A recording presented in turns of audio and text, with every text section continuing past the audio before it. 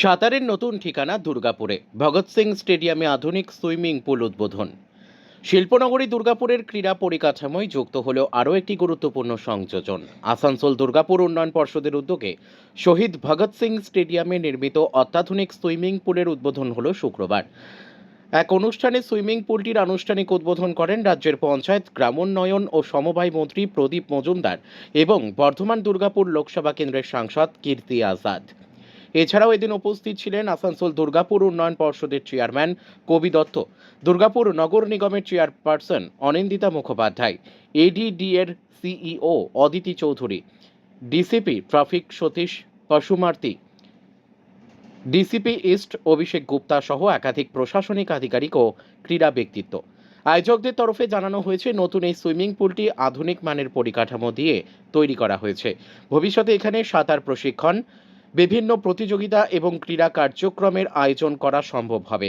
এর ফলে দুর্গাপুর ও পার্শ্ববর্তী এলাকার প্রতিভাবান সাঁতারুদের জন্য উন্নত প্রশিক্ষণের সুযোগ তৈরি হবে বলে আশা করা হচ্ছে। নতুন এই সুইমিং পুল চালু হওয়ার ফলে দুর্গাপুরের সাঁতার শেখা ও প্রতিযোগিতামূলক ক্রীড়া চর্চার সুযোগ অনেকটাই বাড়বে বলে মনে করছেন ক্রীড়া মহলের একাংশ। ভবিষ্যতে এখান থেকেই নতুন প্রতিভা উঠে এসে রাজ্য ও জাতীয় স্তরে সাফল্য অর্জন করবে, এমনটাই আশা প্রকাশ করেছেন উপস্থিত অতিথিরা। দুর্গাপুর থেকে বিধানচন্দ্র গাঙ্গুলির রিপোর্ট, বিগ নিউজ বাংলা। এবং আমাদের সকলের দ্বারা নিজেকে ৭৮ বছরের যুবক বলে বলেন সবসময়, সত্যি করে কথাতেও নয় কাজেও তাই। তো দাদাকে সশ্রদ্ধ প্রণাম। পাশেই আছেন আমাদের মাননীয় সাংসদ, তার অনেকগুলি পরিচয় এবং 1983 কথা আমরা তো কেউ ভুলিনি, ওয়ার্ল্ড কাপ, বিশ্বকাপ, কাজেই যখনই তাকে দেখি সেই কথাই মনে পড়ে যায়। এডিডি এর চেয়ারম্যান সাহেব এখানে রয়েছেন আমাদের প্রাক্তন বিধায়ক ভাই